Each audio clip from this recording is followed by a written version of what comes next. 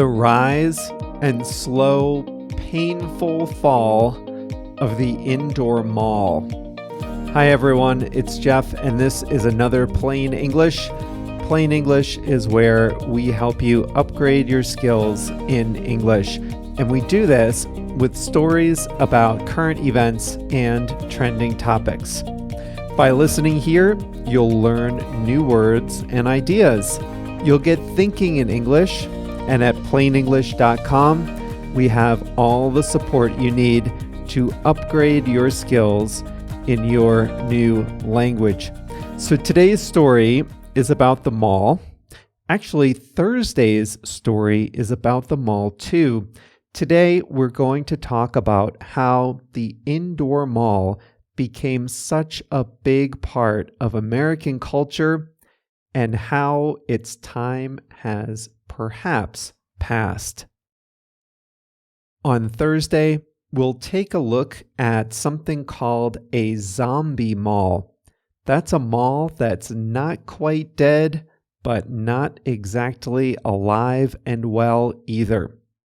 In the second half of every episode, we talk about an English expression. Today's is wander around. So listen up for that. It comes right at the beginning of the story, and then I'll show you how to use it later on. This is lesson 656, so that means the full lesson resources are at plainenglish.com/656. I think we're ready. Let's get going.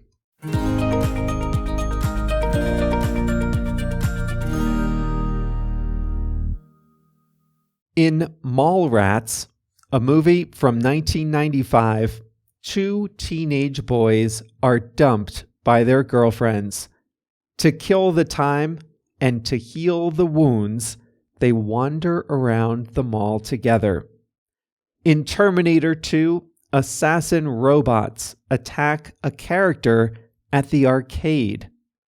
In Wonder Woman 1984, the superhero saves the day in a mall.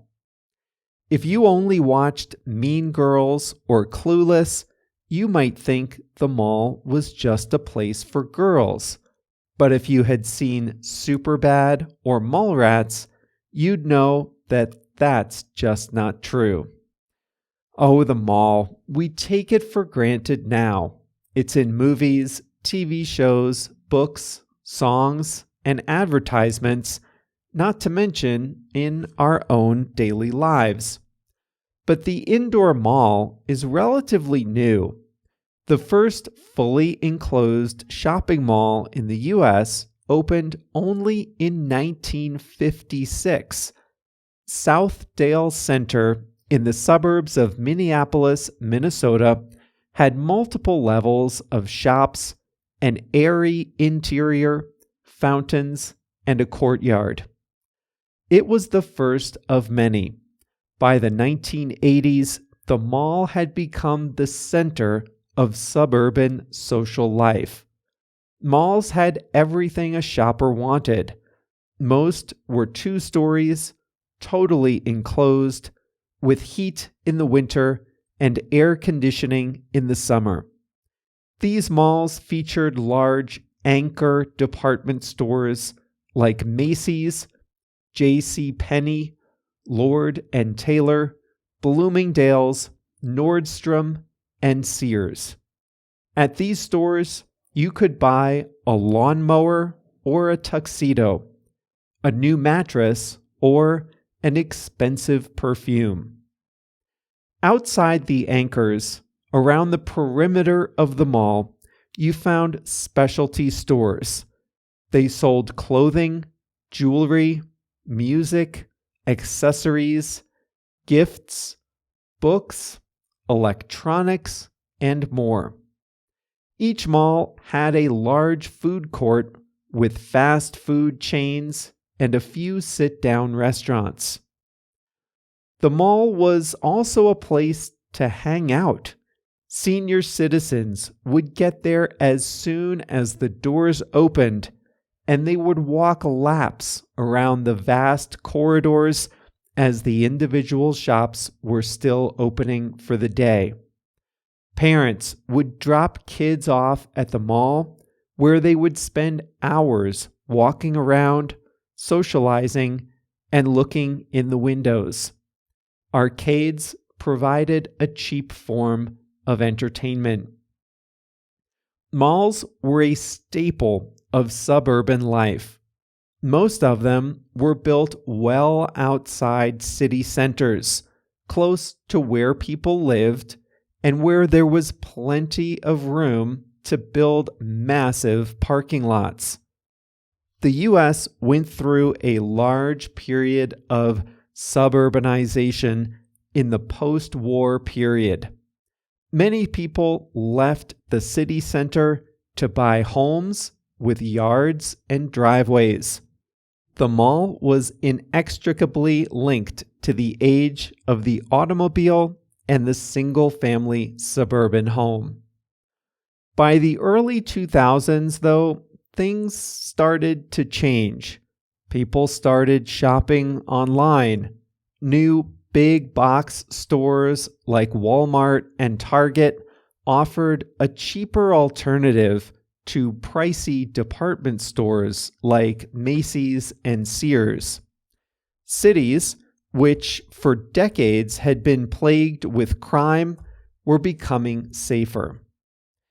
At the same time, it became clear that too many enclosed malls had been built. America had far more retail space per resident than other developed countries had. Older malls were starting to show their age. They looked dilapidated. Mall developers leaned into a few trends. First, they started building lifestyle centers. These are a hybrid between a traditional enclosed mall and a city-like shopping district. Lifestyle centers are open air, even in cold weather places. They have better landscaping and more interesting design. They have more sit-down restaurants and entertainment options like movie theaters and comedy clubs. Next, developers started experimenting with new types of tenants for the traditional enclosed malls. People don't want to go hang out at the mall like they used to. So mall owners started looking for new ways to get people in the door. They recruited movie theaters, fitness centers, and even grocery stores to take the big anchor spots. For many properties, that only forestalled the inevitable. The big anchors, Macy's, Sears, and countless regional chains, they've been closing stores for years. Federated, the parent company of Macy's, once had over 1,000 stores nationwide. Now, it operates half that. At its peak, Sears operated 3,500 stores in the United States. Today, it has 12. Culturally speaking, the mall is in decline. It's not where people want to spend their time anymore. Smartphones and social media have given young people a new outlet for socializing. Streaming has opened up new forms of entertainment at home. Younger people prioritize experiences over material goods. Some malls are doing just fine, but many are struggling. On Thursday's story, we'll talk about what happens to a mall when most of the people are gone.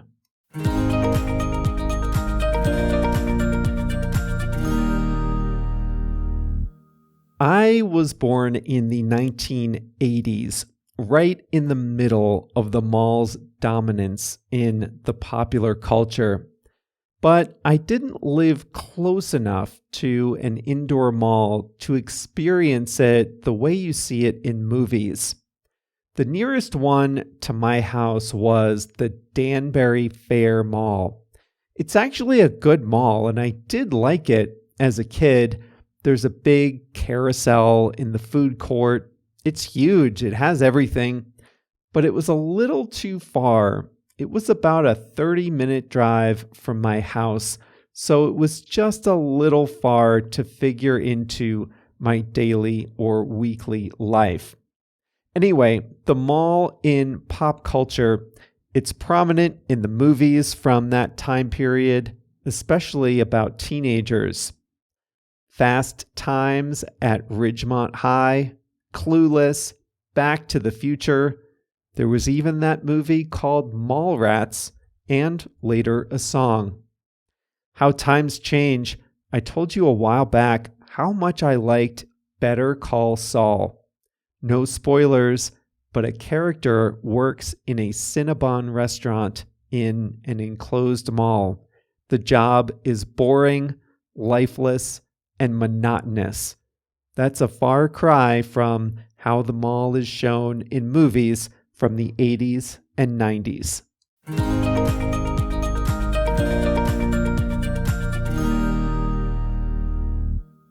Wander around. This is a great phrasal verb to know. To wander around is to move around a place in a casual, aimless manner.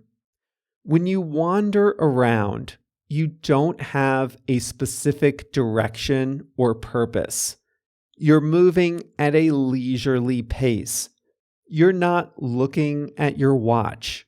You're not on a deadline. You don't have a planned route. When you wander around, the goal, the purpose is the movement, the exploration, the discovery. There's no destination. And the key with wander around is that it's a physical place. You can't wander around a website. If you use wander around, you have to refer to a physical place. When I travel, I often go to cities. And when I get to a new city, I always take some time on the first day to just wander around.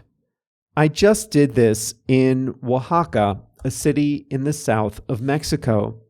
My flight got there around noon. I settled into my room, and then I wandered around for a few hours. I walked around leisurely. I let my curiosity be my guide. I didn't follow a route. I didn't look at a map. I didn't have a destination in mind. The whole goal, the whole purpose was to walk wherever my curiosity took me. That's wander around. Often in the movies, does this happen in real life? I'm not sure. Anyway, in the movies, if someone has a lot on their mind, they often wander around their own city at night. They walk around the streets, not with a destination in mind, but just for the sake of walking. I don't do that. If I have a lot on my mind and I can't sleep, I just toss and turn for hours. Maybe I should wander around a little bit to clear my head. You can wander around inside too. I like to wander around a bookstore. Bookstores are designed for people to wander around. There are so many sections. There are special displays. There are places to sit. There's always something to discover. If you like to read, you can wander around the bookstore for a few minutes or a few hours. You go from here to there. You stop. You read a little. You let your eyes scan the shelves. You walk slowly. You go back and check something you saw before. This is wander around. Now, when I go shopping, if it's not for books, I'm an in and out kind of a shopper. I don't like to wander around the mall. It stresses me out. I want an objective. I want to go to the store I need to go to. I want to get my stuff, and then I want to leave. I don't like to wander around the mall. But the mall was built for wandering. It was built for people who do like to wander around.